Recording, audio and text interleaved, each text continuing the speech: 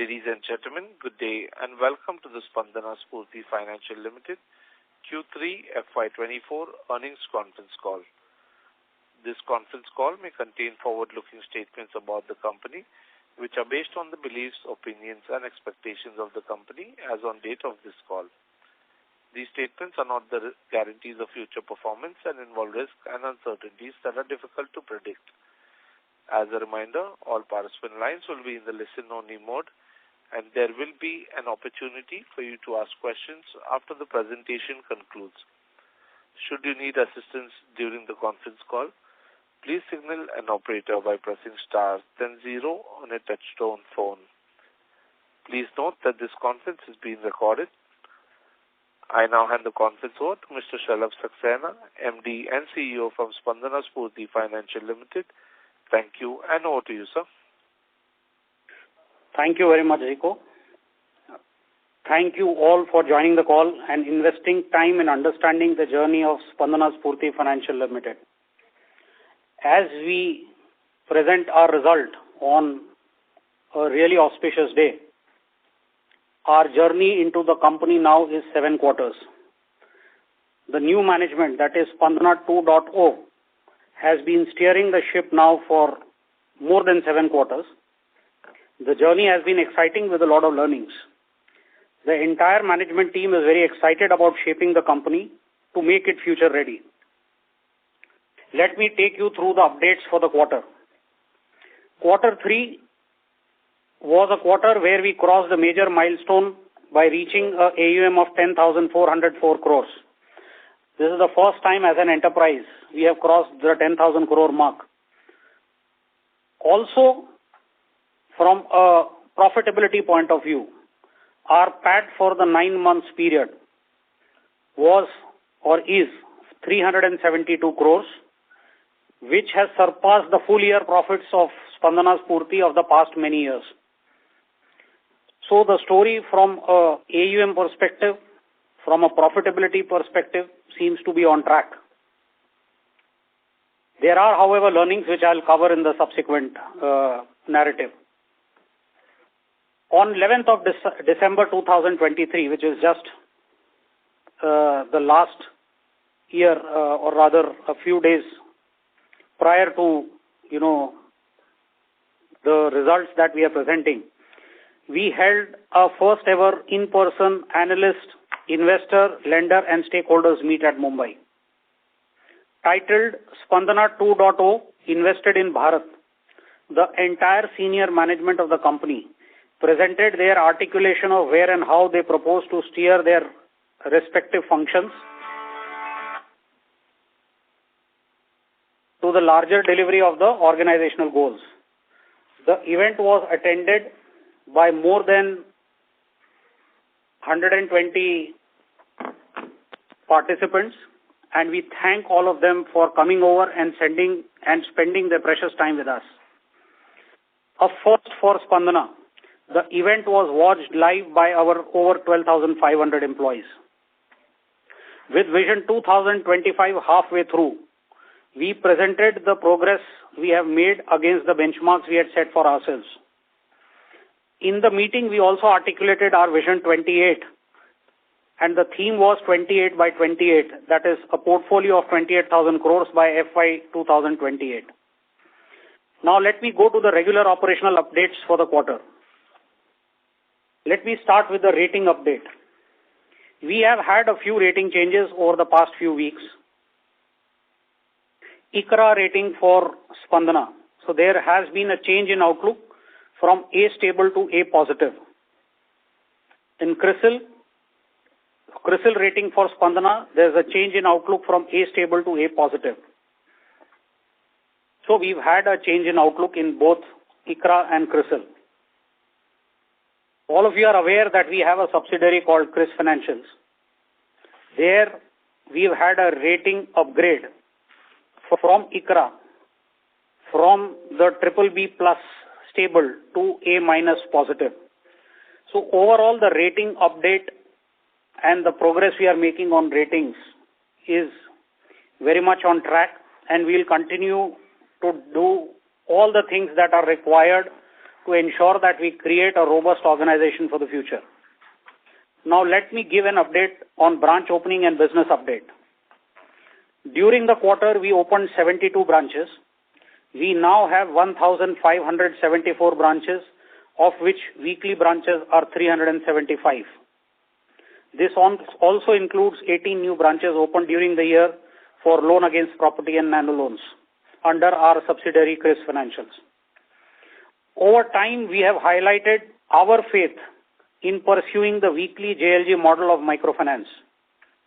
For the quarter we disbursed, which is the last quarter, we disbursed 407 crores in the weekly branches, which is 16% of the total disbursement in the quarter. We now have a portfolio of 535 crores in the weekly branches, which are currently delivering a net collection efficiency of 99.7%. We will continue to pursue our journey to move the company into the weekly model, which now brings me to the Parivartan project, which we had launched in the month of July 2023.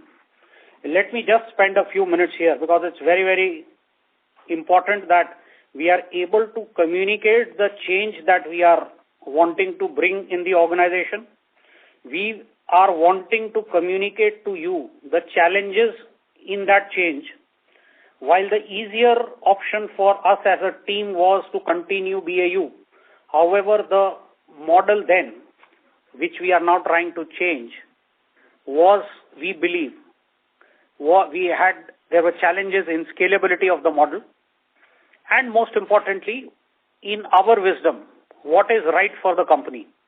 So we continue to progress on taking all initiatives to ensure that we do what is right for the organization. We will see some blips here and there in a quarter, but the long-term story has to be intact, and which is what we are doing, or we are attempting to do. In the last update, when we had come out with our Q2 results, I had elaborated our attempt at rejigging the distribution model to better align with the way we think it would deliver optimum results in the future, and a first step to move the monthly branches to weekly repayment branches. Accordingly, we had launched Project Parivartan across 730 branches pan-India, which covered 1.6 million customers. I will repeat, 16 lakh customers or 1.6 million customers across 730 branches were in the scope of the Parivartan model. While we had detailed the project last time around and had given a heads up on the disruption it would cause to our immediate business, there are many of you who reached out to us and advised us to elaborate on the project, and most importantly, how much more time it would take to normalize. Also, there were a few people who asked why was it done at all. I will try to answer that. I did answer the why was it done at all. Very clearly, we want to make the organization and the distribution model scalable. 10,400 is where we have reached. We will end the FY25, which is next year, in thereabouts of 15,000 crores, which is what we've been speaking to all of you about, with an asset quality of sub of 2%, or rather credit loss of under 2%, ROAs of 4.5% and above, and NIMs of 13.5% and above. All of this, keeping all of this in mind, scalability of the model is very, very important. The robustness of the model and the strength of the model independently is extremely critical. And hence, we've decided to walk the talk. Like when we took over, we had written off a chunk of the portfolio which was not good. We, as a management, will not deter to bite the bullet when required. We thought this was required. This is needed for the company. This is absolutely essential that there is a long-term story in our institution, and hence we are continuing with this. So here's our take once again. The earlier distribution model of the company was designed as monthly repayment, number one. Number two, collection cycle was from 1st until 10th of the month. Number three, disbursement was 11th onwards until 30th, 31st of the month. While there was no restriction, but practically in the collection days, there was hardly any disbursement, and the disbursement was focused on the balance 20 days. We wanted to alter the above model to make it more distributed across the month, convert the repayment to a weekly cycle, and most importantly, ensure that all the three things core to microfinance, that is new member acquisition, disbursement, and collection, happen on all days of the month and not on selective dates or days. This is very, very important, friends, and hence I am kind of belaboring this point. In microfinance, a stop and start model does not work in our limited experience. You have to do disbursement, you have to do new member acquisition, you have to do the collection all in one go, in the same time, in the same geography, in the communities that you offer, that you operate in. And hence, the parivartan was a necessity. So accordingly, we picked 730 branches pan-India, which had about 5,500 crores of portfolios, about 53% of the book, across 1.6 million customers, where we launched Parivartan across the months of July and August last year. In this, the repayment was changed. So what we did was we changed the repayment from dates to days, which means instead of the installment date of 1st, 2nd, 3rd, 4th, we said now your installment will be either on a Monday of the week or a Tuesday and a specific time. So the dates were converted into days. This was a precursor to the weekly model that is generally prevalent across. And even in our company, the 375 branches, they operate on a regular week, Monday to Friday. All the three things, collection, disbursement, and new member acquisition, happen every single day. In this, so I'll repeat again, in this, the repayment was changed from dates to days. The 10 days repayment was compressed to weekly, that is week 1, week 2, and so on. This was a precursor to moving to the weekly repayment model for new loans. This required a change in the repayment dates, change in center meeting day and time, and changes in the loan officers as well. Means the schedule of the loan officers also had to undergo a change. Because of the wide scale and the fact that this involved almost about 5,000 loan officers, which is 55% of the loan officers, there were many instances wherein scheduled repayment dates were missed by customers or our loan officers could not reach on time. Thus, due date collection took a hit, resulting in the branch staff going to customers again during the month to collect the monthly installments. Hence, a lot of time was invested in redoing the process by the branch staff, reaching out to the customers, going for collections again, thus leading to a wastage of productive time.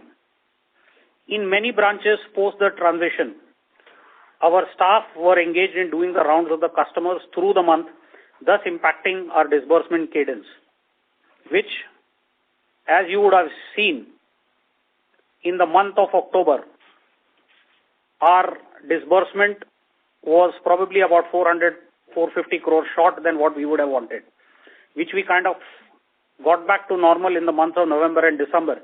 But this was the immediate impact on the specific month that I spoke about. Apart from this, there were slippages in the portfolio also across the buckets for the reasons that I mentioned. Just to give you some numbers, about 49,000 borrowers who are a part of the SMA bucket, which they contribute about 61% of the AUM in that bucket. So the impact was straight. Likewise, if I were to look at GNPA, we are talking of 38,000 borrowers, where 56% of the GNPA was from the Parivartan branches. So the point I'm trying to make is, if we were to scope the problem is on 2.9 million customer base that we have. We are talking of 49,000 borrowers or 38,000 in the GNPA bucket. Now that they have flown already, we will definitely go and collect. But the point is, larger point is, this is to answer many questions and concerns that were raised while we've been actively engaged with most of you, is why do this at all? We are doing it because we want to take the company to a immediate 15 and an eventual 28,000 by FY28, the model which was at that time prevalent, which we are attempting to change, obviously was not a scalable model, and that's why we are working the way we are. So we've come, however, a long way since then. Of course, a lot of labor for the branch staff, a lot of hard pangs for us, and most importantly, a lot of communication through the channels with customers, branch staff, etc. has led us to a stage where we are seeing the end of the journey. We have to refine a few pockets and are confident that in the next 3 to 4 months, we would have regularized the situation. Of course, there is absolutely no problem in accepting that it took slightly more time than what we had anticipated. This was, however, a temporary inconvenience for a better tomorrow. We, as a management team, are very clear on it, and hence, our entire teams in the head office and in the branches are channelized towards ensuring a quick regularization ASAP. And as I said, we've already carved out, or we've scoped out the problem. We are talking of 49,000 customers in the SMA bucket out of a 2.9 million. With a field force of about 8,000, so branch staff about, branch managers and above about 2,000, I'm sure we'll be able to kind of regularize ASAP. Once we are done, we will take up the second set of branches, which is the non-parivartan today. Albeit, it will be why we are wiser by experience in the first phase. Rest assured, we will handle this very, very carefully. We have a lot of learnings from this project, which we will implement, but we will only do it once we are completely regularized on this, the current set of 730 branches, which, as I told you, will need another, at best, 3 to 4 months. Going back to, and if there are any more questions on Parivartan, we'll be happy to answer in the Q&As. Another update on branch opening. During the course of the year, as articulated, multiple times our focus is going the weekly repayment way. We opened 375 branches during the year, which have weekly repayment for the customers. In Q3, these branches have contributed 16% to disbursements, which we are confident, or as per our estimates, next year, probably the same period, we will have upwards of 40-45% of contribution from these branches, if not more. Over the past 7 quarters, there are a lot of things we've got right, a few things we missed, but to summarize, the process of learning continues. All our initiatives and steps converge on the fundamental objective of ensuring that the company is future ready. At this stage, we can say with reasonable surety that the company is on course to becoming a process-driven and stable enterprise with professionals manning their respective domains. We are taking all the steps to ensure the company becomes strong to capitalize the opportunity that exists in the environment. Now to go into the highlights of the quarter. New customer acquisition, and I would urge you to kindly, just follow this narrative, because this is what we've been speaking for the last 5-7 quarters. Our focus on customer acquisition is absolutely supreme. New customer acquisition is the fuel for any organization. You might have as much vintage, but it's very important that you have to keep on churning the customer base, attracting customers who are not good and getting in customers who are quality.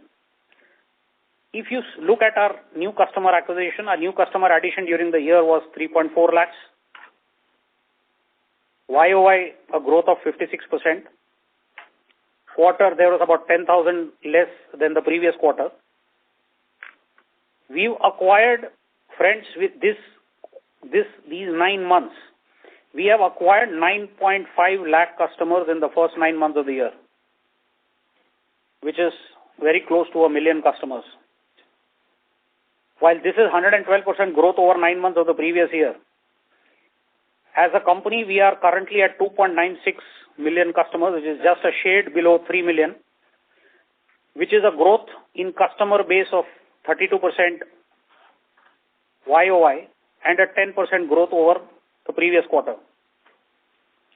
Customer acquisition story for us is the primary story that we are driving on the grounds, and we are, seeing the initial results that we see.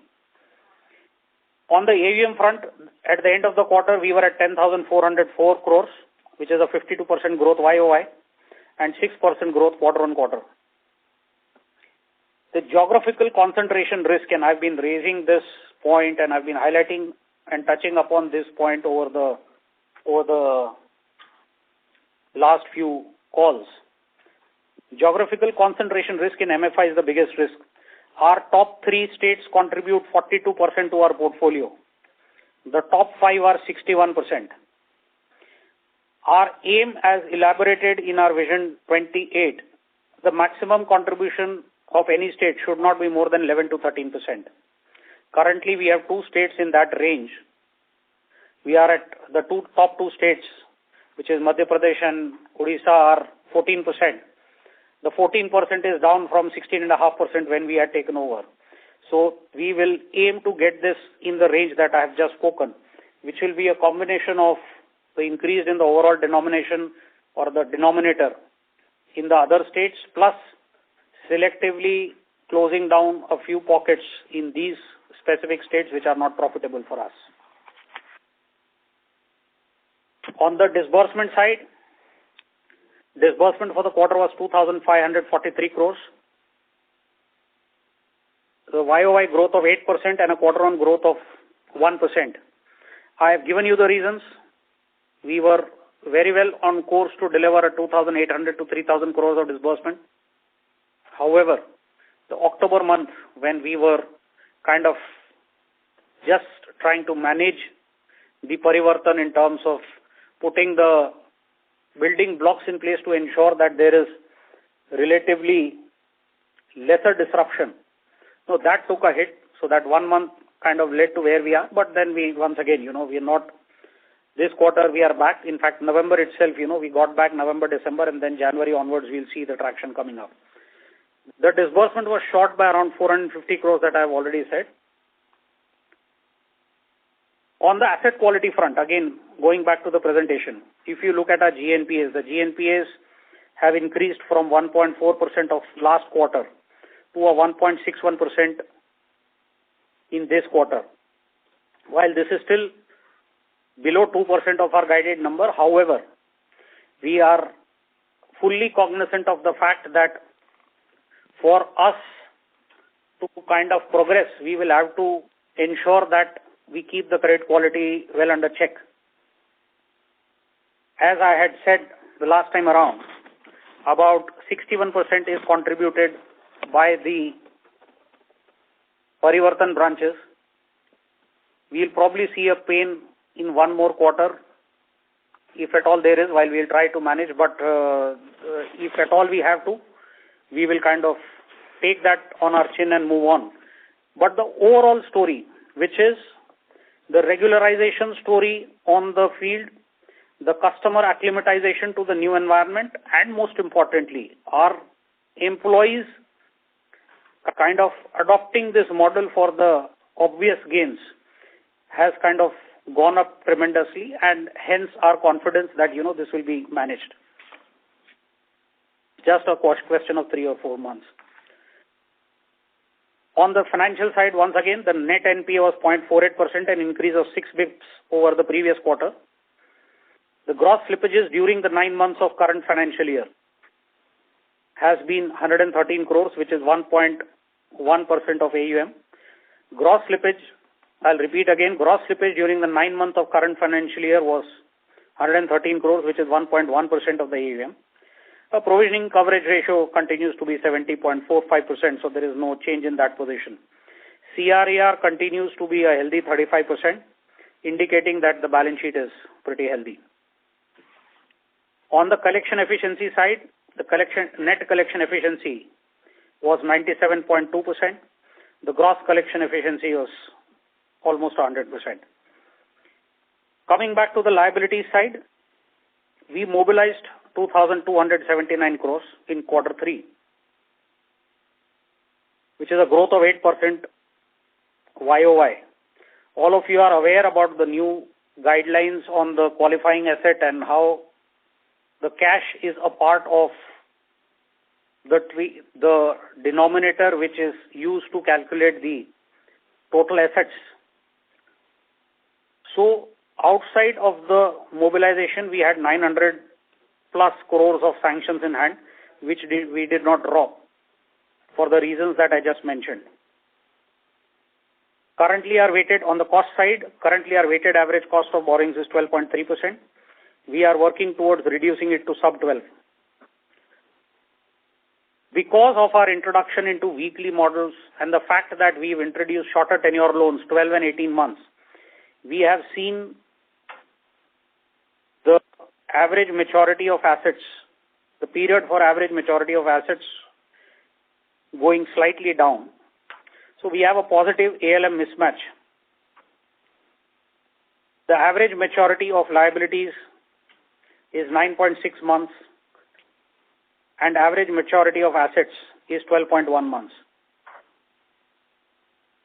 We ended the quarter with a very strong cash and bank balance, which was 1,669 crores. On the financial performance side, the income reported was 657 crores, is a growth of 75% YOY. Net income is up 60% to 407 crores. The yield is 24.1%, and in the questions we'll answer, there's a quarter-on-quarter drop on the yield and the NIM. We'll do the explanation in the questions. The PPOP for the quarter was 240 crores. This is a decline of 7% over Q2, and this is very important. I'm just repeating. The PPOP was 240 crores, which is a decline of 7% over the previous quarter. But this was because of a higher income of 42 crores from direct assignment in the previous quarter, which by design, this quarter, we did direct assignment for which we booked income of 20 crores only. So against a 42 crores of income from direct assignment in quarter 2, our income from direct assignment in quarter 3 was 20 crores. So this drop has led to the compression of the PPOP and the NIMs and the ROAs that we just spoke about. Profit after tax was 127 crores, which is a growth of 79% and a quarter-on-quarter 2% growth. Let me also reiterate the initiatives. So this is the financial part, and we'll take all the questions that you would have. Let me just quickly conclude my commentary. We continue to progress on the 5 key levers of running the organization. First is people, practices, and communication. Second is bringing the cultural changes in the company. Number 3 is process improvement. Number 4, as a company, we are now more data-driven. Number 5, apart from the distribution initiatives, which is the parivartan that I spoke about, we continue to pursue it. Specific to distribution, we've taken the following steps, which are very important. And this is just a repetition of what we've been articulating all along. We will continue to progress on the customer acquisition-led growth.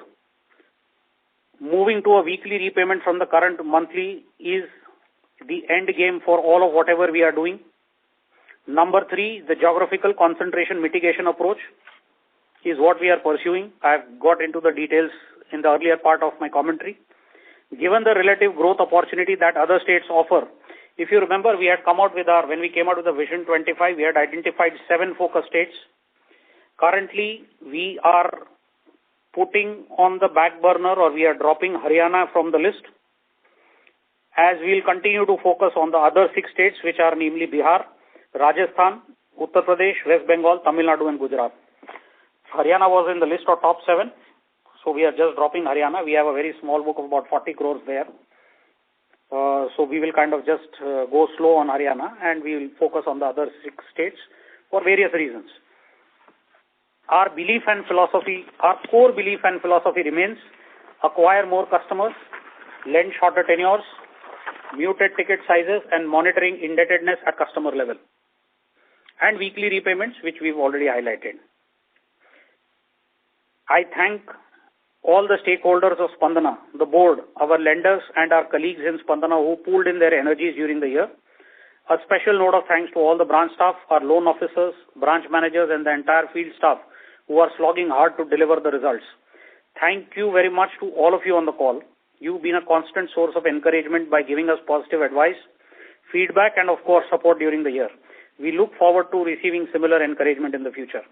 We have the entire management team with us, and we are ready to take the questions now. Thank you very much. Thank you very much. We will now begin the question and answer session. Anyone who wishes to ask a question may press star and 1 on the touchtone telephone. If you wish to remove yourself from the question queue, you may press star and 2. Participants are requested to use handsets while asking a question. Ladies and gentlemen, we will wait for a moment while the question queue assembles.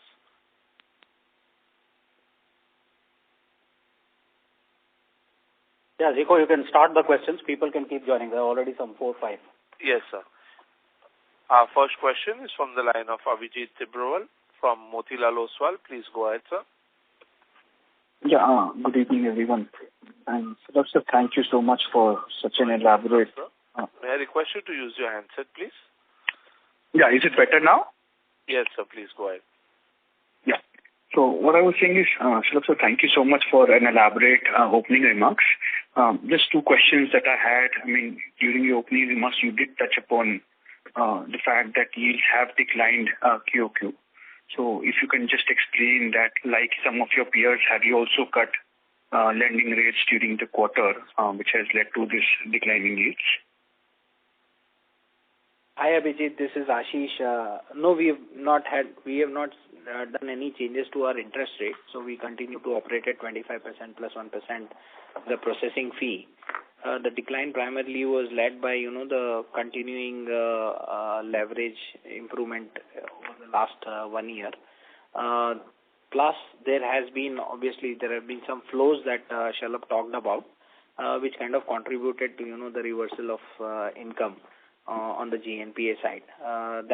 Those are the reasons for the decline in NIM. However, what we expect is on a BAU basis a NIM of over 13.5%, which we should achieve in we are not very far off from that number, so we should be able to achieve it in the coming quarters. Got it. So, Ashish, sir, just help me understand. Essentially, it was interest income reversals which you are suggesting led to a declining yield. So, if you can quantify what was the interest income reversals in this quarter? So, we had a total gross flow in the GNPA of about 56 crores, and the interest reversal number was about 6 crores on this particular aspect. And that is the only reason which led to declining yields? Like I told you, there have been multiple reasons. One is there has been some overdue book, which is there in the 1 to 90 book. So as you collect that, you will be able to have a replacement into the performing book. That is one. Second is this GNPA, which led to a 6 crores drop. Shalabh also touched upon, there has been some DAs that we have done in the past. So when you do a DA, there is a preponement of income. So I would have booked some income of that this quarter into the previous quarter itself. So that always, if that number was a higher in the previous quarters, it will have some impact on this quarter on an overall basis. Having said that, that not necessarily impact your NIM. The NIM is primarily impacted by the reversals, the overdue book, and the leverage. Got it. And then maybe one last question that I had was on asset quality. We explained very elaborately on how Project Parivartan kind of led to flows into the SMA buckets. But just wanted you to elaborate on some other factors, if at all. Like floods or seasoning of the book or any geographic-specific issues that resulted in, asset quality deterioration during the quarter, X of what you saw from Project Parivartan. And maybe a related question here. Are you seeing anything unusual in Haryana which kind of led you to drop it from your list of focus states?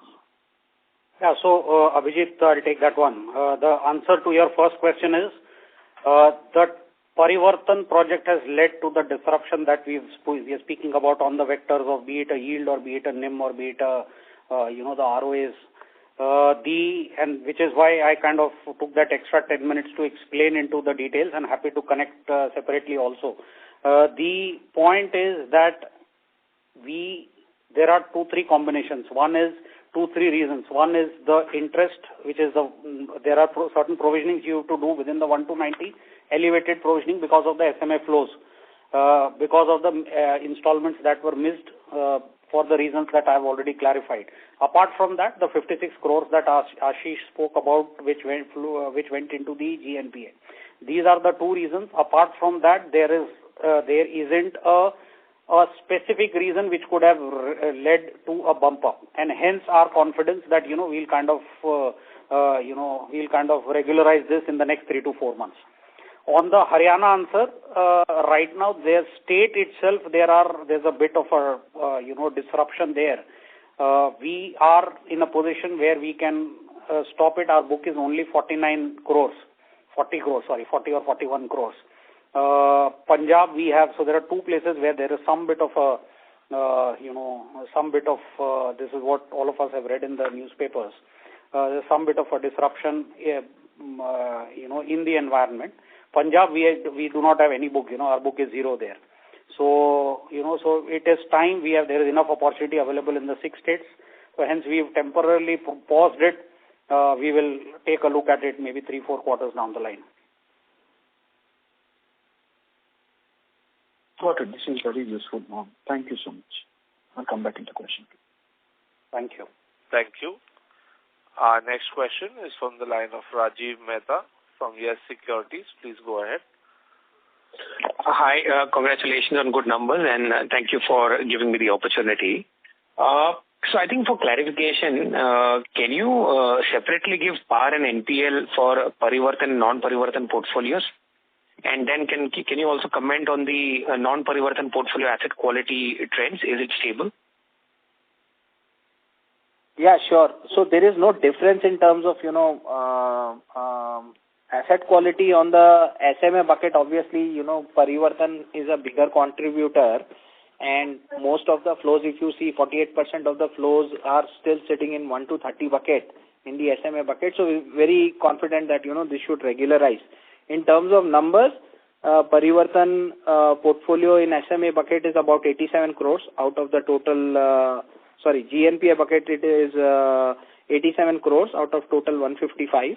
And in the SMA bucket, it is 147 crores out of the total 249. Okay. Thanks for this. And Ashish, Shalabh also mentioned about, maintaining credit cost for the year at 2% or sub 2%. But if you look at the first 9 months credit cost, it's slightly higher, more than 2%. And then we also spoke about that the regularization of the existing delinquency flows will take 3-4 months. And maybe we may see in the interim further flows happening in Parivartan branches in Q4. Then how come the credit cost in the fourth quarter will be very low to give us 2% average for the year? So what Shalabh intended or what Shalabh meant was, if you look at the BAU business, we are at 1.4%. And I think that definitely will be below 2% is the point that Shalabh was trying to make. Of course, we had some, legacy pieces, DA and, the ARC for which we have provided. Those have been, considered separately. The flows from the current business or the business that we have been originating have been at 1.4%, and we are confident that it will continue to be below 2%. Okay, got it. Just one last clarification. This DA income, which was lower, right, to 20 crore and versus 42 crore in the previous quarter, this is a part of the net gain on fair value changes. So even in this quarter, the overall number is still higher at 56 crore. So if 20 crore is DA income, what is the rest of that piece? So so we sit on some amount of, free cash, because there is a difference, or there is always cash in the system or on the balance sheet. This is all parked in, liquid funds in mutual funds or in fixed deposits with banks. So you do get some, income, which is, also recorded in the same line. Okay, so we had higher gains on those investments. Yeah, we did have a higher cash balance compared to the last quarter, and that's the reason it is there. Got it. Thank you so much, Investor Clark. Thank you. Thank you. Next question is from the line of Shweta Daptardar from Elara Capital. Please go ahead. Thank you, sir, for the opportunity. Couple of questions from my end. So you did mention that there is no revision in interest rates per se, but then is there any soft communication from the regulator given the fact that many of the microfinanciers are sounding recalibration of interest rates, the biggest player already bringing it down by 50 bits. So what is the thought process or any sort of communication from the regulator? No. See, the way we operate, Shweta, is we will do what is right. We are already in the process of reducing the interest rates for customers with cycle 6 and above. Likewise, we will keep taking those initiatives to ensure that we pass on the benefits to the customers at large. Is there a formal communication from the regulator? The answer is no. Are we doing something on our own? The answer is yes. Are we taking steps to ensure that the customers who've been with us for many, many years are rewarded through some interest rates which are beneficial to them? The answer is yes. So we will continue to take those steps, without any proactive or nudge from anyone. And obviously the regulator has already, while there are no direct expectations, but as a prudent investor, we are ourselves walking that path, and we'll continue to take that path, and you will see this quarter we would have already taken those steps. So the next time when we come to you, we would have already executed those. Understood. So the second question is, so while we are graduating entirely to weekly model, shifting to the weekly model, so what are the what is the occupational profile or, the frequency of income of this set of borrowers that we are targeting, and is there any, so you had explained this in the previous calls as well, but is there any sort of inertia in terms of their wages, frequency, and therefore our collections? No, Shweta, so look, the profile of the customer, which is a demographic profile, does not drastically change between a monthly to a weekly.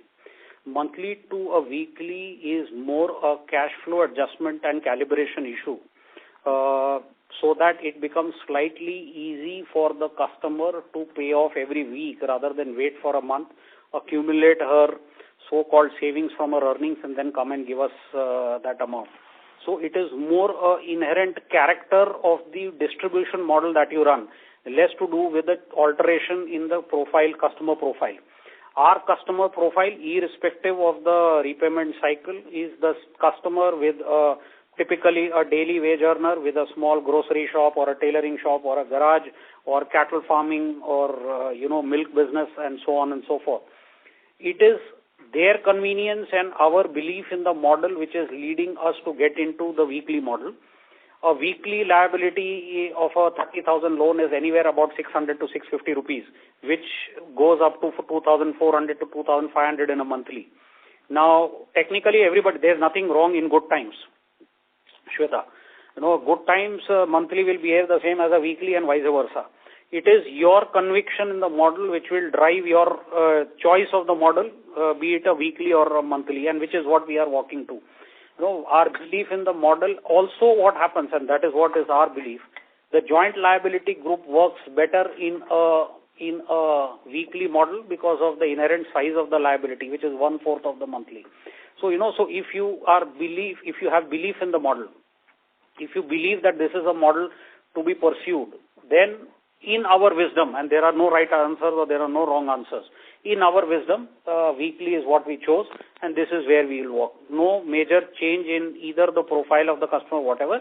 It just adds a lot of discipline into the center meetings. It adds a lot of discipline to our people. It adds a lot of discipline to the customers as well. and most importantly, the cash flows are managed, is our belief, and that is what we are progressing on. Fair point, sir. And one last question. So, what are the number of unique borrowers to Spandana, and also any strategy to sort of, increase this count? And then you made a fleeting mention on sixth cycle loans. So, at what ticket size we maxed out in terms of cycles? And is there any change in increase in ticket size in the first cycle, or sort of disruption or changes there on the ticket size across cycles, and where we maxed out? Thank you. So, Shweta, three answers to your question. The first is ticket size is a measure to look at institutions and the way we lend. However, what we focus more on is the indebtedness level at a customer level. That's very, very critical, Shweta, because what happens is I can give you 3 loans of 30,000 in a year. My ticket size is still much, much lower, whereas some company would be giving a ticket size of 40,000 with only 1 loan in a year. So, what is the ticket size might not be the best. You have 61 seconds. From a point of view. Our indebtedness level currently are around 34,000 odd, which is about 6 to 7% lower than the industry. That's number one.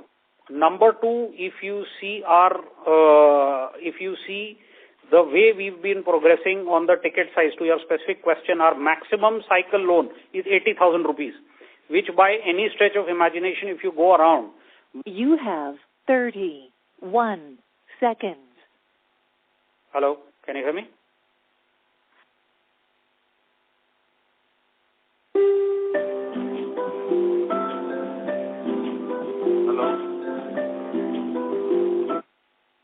Hello? Yes, sir, go ahead. There was no disruption or anything, no? Because some call came here, so that is why. Shweta, can you hear me, right? Yeah, sir, we can hear you. Yeah, so now coming. You have 1 second. Ladies and gentlemen, please stay connected while we reconnect the management line. Ms. Shweta, I would request you to please self-mute your line.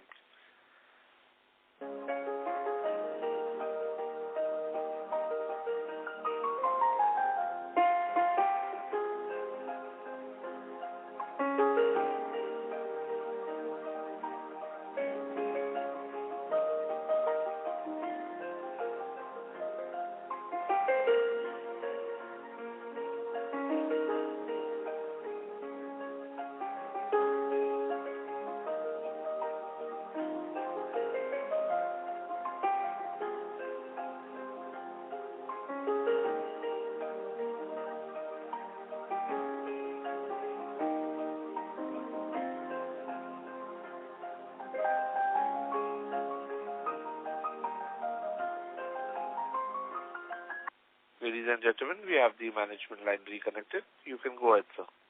Yeah, so my apologies for this, and I believe Shweta and everybody is still there. So our maximum ticket size is 18,000 rupees. We have no immediate proposal to increase the ticket size. We believe we are 5% to 7% lower than the average indebtedness at a customer level in the industry. We believe we will continue to progress on this. This is in line with our philosophy of muted ticket sizes and lending shorter tenure. So just to give you some color on the numbers, our monthly branches, Zico, can you confirm if people are online, right? Yes, sir, yes. Kind of Okay. Yeah, sir, we can hear you. Yeah. So Shweta, when about 2 years back when we took over, 100% of the company was 24 months. We introduced the 12 and 18 months. That 100% branches or the monthly branches where the portfolio was 100% 24 months, we now have that 100% is down to 83% only. 17% the portfolio is 12 and 18 months, which means there are customers who are choosing to go for shorter tenures for various reasons. We can get into the details. Now I will go to if I give you the statistics of the weekly branches, it is exactly ulta. The 12 and 18 month tenure is 88%. 24-month is only 12%. So what this says is that while the tenures can be shortened, yes, the runoffs are fast. Customers, however, kind of qualify for a second loan, but that is only after a period. Rather than giving a big loan, it is important that we kind of graduate them into understanding our culture, understanding our business, and then we kind of, graduate them to a higher ticket size loan. But any given point in time, we will never be aggressive on,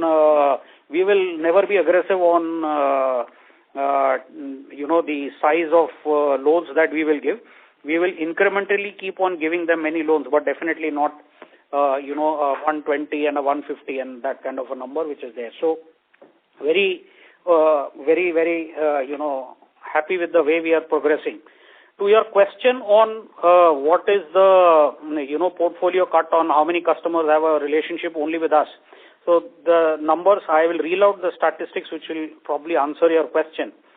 Right now, if I see my portfolio, my incremental portfolio of last quarter, 30% of the customers that we have only single relationship with us. 30%. Another 31% have a relationship with one more outside of us. So it is 1 plus 1. Spandana plus one more is 31%. Another 25% is 1 plus 2. So if you add up all of this, this is 86%. And then 14% are, 4 and, 3 and 4, and because they take loan from us and then they go and take a loan from somewhere else. So the focus continues to be going deeper into rural India, trying to ensure that, there is a good counseling done to the customer to ensure she borrows right. And most importantly, we lend right. So it works both ways, and that is what we are doing. Any follow-up on this, Shweta? Happy to answer. Yeah, that was very helpful. I'm still squeezing in one last question. So the 9-month credit cost, so correct me if I'm wrong, our 9-month credit costs are closer to 3%. So what gives us confidence that by the end of this year itself, we shall be below 2%?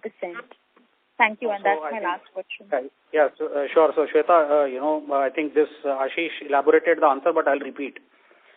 The credit cost is split into two. The first is the portfolio credit cost, and the second is the cost that we have taken for historical reasons. There were various reasons. While it still had to do with portfolio, but these are all dated portfolios, 2018, 2019 and stuff. So that if you see, and there is a slide that we have given on the slide 13 in the investor deck, the right table at the bottom.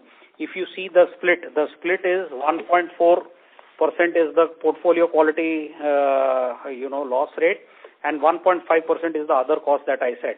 That other cost is a one-time cost which is done, dusted, and over. Portfolio cost, credit loss is what is on a sustainable basis, has to be monitored and, has to be looked at, which we are currently at a 1.4, and hence our confidence that we will be at a under 2, in the future as well. Understood, sir. Thank you so much for elaborate answers, and best of luck. Thank you. Thank you. Next question is from the line of Ashwani Agarwal from Edelweiss Mutual Fund. Please go ahead. Good evening, sir. Ajit. I've got a couple of questions. First of all, we are approaching the election season, so the Q4 and Q1, do we anticipate some kind of problem or problem in the intentions of paying the loan? Do we see some kind of problems in the MFI sector as a whole because of the elections? Is that the question? You have any more questions, or this is the only question? No, I've got a couple of more questions. What is the loan growth which we can expect for the next 2 years, and from which segments would it come? Would it be more ticket driven or more customer driven? And as you said, 6 states will be driving the loan growth. And then how we see our ratios, the cost ratios, credit cost ratios, and ROA for the next 2 years. Understood. So you have 4 questions. I'll just answer one by one. So let me start with the sequentially. Elections, we've seen many elections over the past many years, barring stray one example that I can remember very clearly. We have had a very stable economic environment, more driven by all the stakeholders, which is be it the judiciary or be it the political machinery or be it the executive or even the customer and employee for that matter. So I think, we have seen a substantial maturity creep into the system of microfinance. And given the fact that this is bottom of the pyramid, we've seen a great understanding from a customer point of view on understanding that there is nothing called a free lunch now. Customers are also mature, so they are very well aware that this will, there is nothing called a loan waiver or whatever. So in our considered opinion, election should not disrupt or will not disrupt, because this is not the first. We've already seen one election in 2019, which happened. This is during in the last few years that we're talking about. Apart from that, there are state elections in practically, every year you see some 4 or 5 state elections. So there's enough maturity in the system. At the same time, one can't really discount a stray happening here and there, but broadly speaking, both from a design perspective and the way the market has matured over the years, we do not anticipate much problem. More so because there's a lot of support from a customer side also. Customer is very well aware that a default here leads to a complete disruption in our credit borrowings from anywhere, why microfinance. So, so that is why they are extra cautious as well. Yes, you can't rule out a disruption on account of a flood or on account of, a cyclone or, all of those things can happen. But those are all temporary. A couple of months it takes, 3 months it takes to kind of regularize. So this is the first answer to your question. The second answer is what will be the loan growth. We will end this year anywhere between 11,500, 12,000 crores of AUM. Next year we are targeting, as per our vision, 15,000 crores. So that's a 25% increase on the loan book. For all the steps that we've taken this year in terms of investment into branches, people, weekly, and the Parivartan, because that is a straight input into quality that we will deliver. All of that, we feel that we'll be able to deliver the loan growth, more so because there's sufficient traction in the economy and in the market as well. The industry is slated to grow anywhere between 22 to 23%, so we're targeting a 25%, which in our estimate is a reasonable number to target. What will be the vectors that will drive this growth? The first is, what we have said is that we are projecting a ROA of upwards of 4.5%. Our credit loss ratios will be under 2%. It will be south of 2%. Our ROEs should be anywhere between 17 to 19%. We are from a growth in which states perspective, the 6 states that I spoke about is where the maximum growth will take place. That is what is going to add a lot of balance to the geographical concentration that I keep on repeating time and again in every call. We want to aim that a single state should not contribute or should contribute in the range of 11 to 13% and no more. Currently, our top 3 states are 42%. We are wanting to get them to 35 to 36%, which will be a good outcome. On the OPEX side, we are currently at 6.6%. Our steady state guidance has been that we will be under 6%. So anywhere between 5.5% to 6% is what we will operate at. On a cost to income, I think, in the mid-30s so 35 to 38, 39% in a steady state is what we will continue to deliver.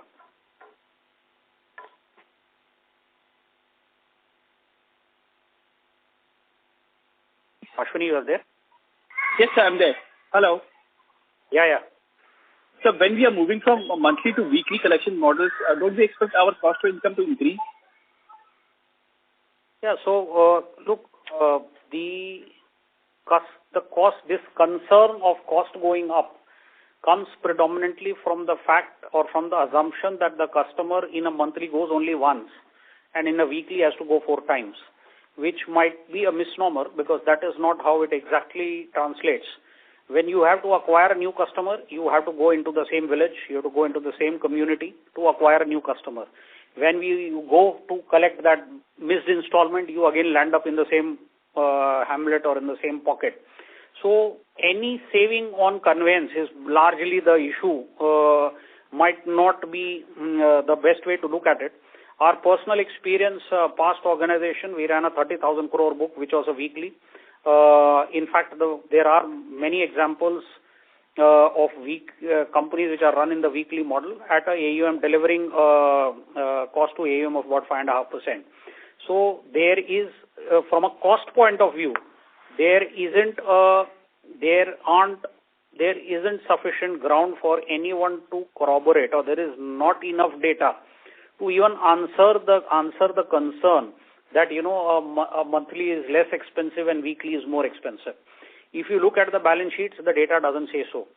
I will flip this and say that in times of disruption, be it your demonetization or be it your COVID, in times of a crisis, the weekly model is the first to come out of that crisis because of the inherent size of the liability.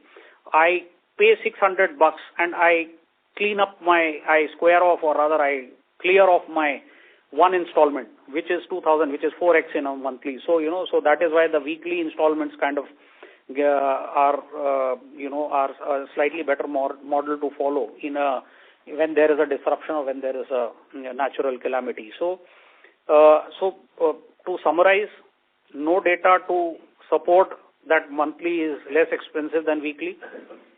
There's enough data to support that the companies which are running the weekly model are running at probably better cost to income or cost to AUM, OPEX to AUM. And in terms of crisis, obviously that is enough. There is enough data in the market to suggest that in times of crisis, the weekly model is the first to come out. So that's the reason, we are confident on the model. So one last question, if I can squeeze in. Hello, sir. Yes, sir. In 2019, we had the Citizenship Amendment Act. It was just talked upon, and so there was a lot of turmoil in the country with a few state specific. So, what was your experience then in your earlier company in terms of disruption in business, asset quality, or any other problem which you faced? Oh, at least to the best of my memory, I can't think of anything significant that would have happened even in a branch level, forget a geography level. So that happened from 2018 September, October onwards till 2019 Jan Feb. Yeah. So I was there very much, when this happened, and I say this with reasonable confidence that there is nothing which caused disruption to the overall industry, forget specific company. See, you will see these minor, noises here and there, but does it disturb the equilibrium of the customer repayment? The answer is no. Okay, sir. Thanks a lot. Thank you. Thank you. Our next question is from the line of Sarvesh Gupta from Maximal Capital Private Limited. Please go ahead. Good evening, sir, and congratulations on a decent set of numbers. Am I audible? Yeah. Hello? Yes. Yeah. Yes, yeah. Sarvesh. So with respect to this project Parivartan, now I heard the numbers. So broadly, your NPAs and SMAs are similar in the non-Parivartan and Parivartan buckets. So now that you are saying that 3-4 months of pain is left in the half of the portfolio which has got in under Parivartan, and after that we will tackle the part of the portfolio which is currently not under the project Parivartan. So does it also mean that this year where we are totaling to more than 3.5% of credit cost, so next year also, not on a BAU basis, but overall on the reported number basis, you might be, similar to this year in terms of your credit cost. So that's the question number one. And second, on the project Parivartan where you mentioned 50,000 accounts, so what is the expected slippage from this portfolio which is still to be accounted for in your estimate? Yeah, so Sarvesh, let me answer. I'll start the answer and then I'll hand over to Ashish. Even though it is a repetition in the call, but I'm sure I'm happy to kind of repeat. The credit cost, let me first answer Shweta also asked a similar thing, and in our commentary also we had covered. The 2.9 that you are referring to, page number 13 in the investor deck, bottom table right hand side. We've specified the two cost lines, 1.4 and 1.5. 1.4 is the credit quality loss and 1.5% is the non-credit loss, which is pertaining to the historical portfolio. There are reasons why this is there. This is a one-time thing which has been done and it is over. There is still some tail left, but that is not a part of this discussion, so we're keeping that out. Right now, what we are saying is that if one has to look at the character of the portfolio and how is it going to pan out in the future, you have to look at the portfolio quality, which is the 1.4 that we've referred to. We are saying 2% and it will be under 2%, which we are reasonably sure that, that is how it is going to play out. Now, on the specific thing, I will ask Ashish to repeat the numbers because it is the parivartan and non-parivartan is not linear. There is a disproportionate flow in the parivartan corresponding to the portfolio that we have in parivartan. So I'll ask Ashish to repeat the numbers so that, all of us are on the same page. So if you look at the SMA buckets, the numbers that I gave was 147 crores out of 249. This is 61% compared to 39%, in non-parivartan. And this 61% should be related with, the overall portfolio is 53%. So there is definitely a higher slippage or a move, which, the parivartan branches are showing at this point in time.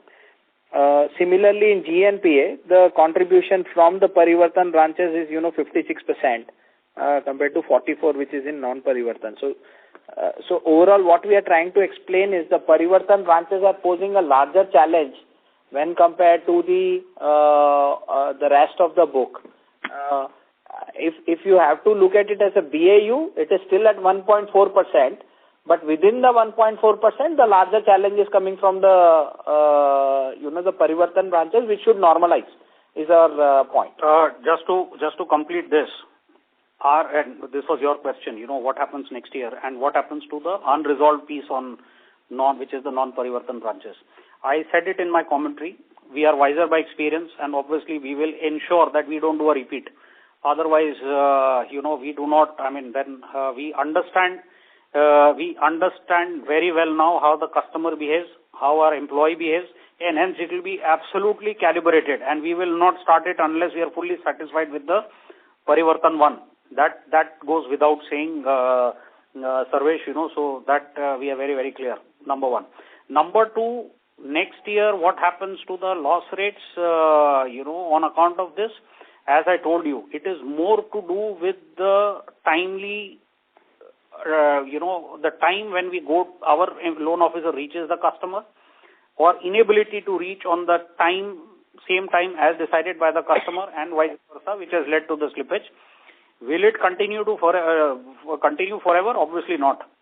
Will we start parivartan 2 unless this is settled? Absolutely not. What is the projection of loss rates for the next year on this? Under 2% is what we are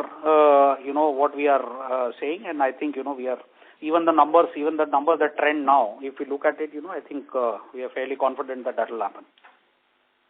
See, the reason I was asking, so even if you look at this 1.4, right, most of it has come into this quarter only, and now we are left with probably 5 more quarters of this parivartan project to be done before it ends completely.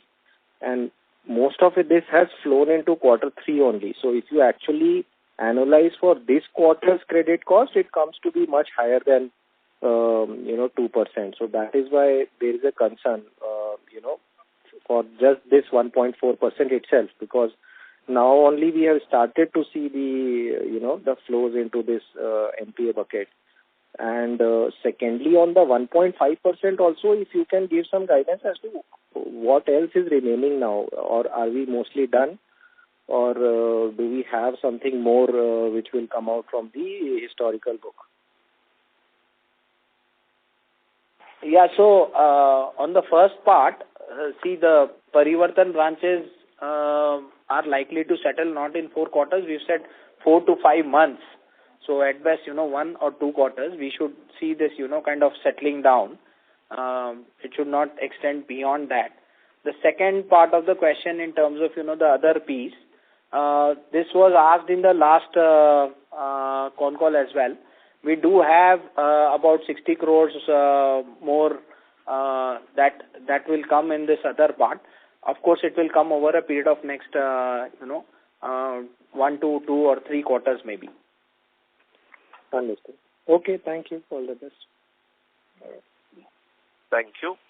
Our next question is from the line of Anand Mundra from Soar Wealth. Please go ahead. Hello, good evening, sir. Sir, I missed it in the opening remark. We mentioned about the gross slippage and net slippage. I wanted those numbers, sir. Sorry, GNPA and NPA or just the numbers, Anandji? Gross slippage, sir, for this particular quarter. 56 crores was the gross slippage in the GNPA bucket. Okay. And, sir, net slippage, there would be some assets which would have turned standard from NPA, or gross and net are similar. 4 crores was the upgrade from, the GNPA to back into the current bucket. Okay, noted. And sir, the other question was, what about the bad debt recovery this quarter, sir? So, one is the 4 crore that we talked about. Apart from that, we do have recovery from write-offs to the tunes of, but this is total. This year, I'll give you the yearly number which I have offhand. 5 crores is the recovery from write-off, but we do have ARC in other buckets. Anand, on the 9 months number, we've recovered 71 crores. 72 crores is the number that we recovered. We originally started with a target of 125 crores. This quarter, I think we should tip over the 100 number. 120 might not happen, but next year we are targeting 150 number. Next year, but this year we are at a reasonable position to cross the 100 crores of recovery across all buckets, all the GNPS. So, sir, next year you are targeting 150 crores? So this has a ARC, the SRs that we have on the balance sheet. The number includes that part as well. Okay, understood. Okay, thanks a lot, sir. Thank you. Ladies and gentlemen, that was the last question of our question and answer session. As there are no further questions, I would now like to hand the conference over to the management for closing comments. Thank you very much, all of you, for your sustained interest in our company. Obviously, there are things that we are doing which might not be popular, but are extremely important from strengthening the company point of view and from ensuring that this company sustains and is a future-ready company. We are taking all the steps to ensure that we kind of create a wholesome model which is more amenable to scalability and withstanding any shock that might come or any disruption that might come in the future. So we are taking all those steps. Thank you for all the support. We will continue our journey of Spandana into Vision 25, which ends the next year, and then into the Vision 28 that we've articulated. Thank you very much for all your support. Goodbye. Thank you. On behalf of Spandana Sphoorthy Financial Limited, that concludes this conference. Thank you for joining us, and you may now disconnect your lines.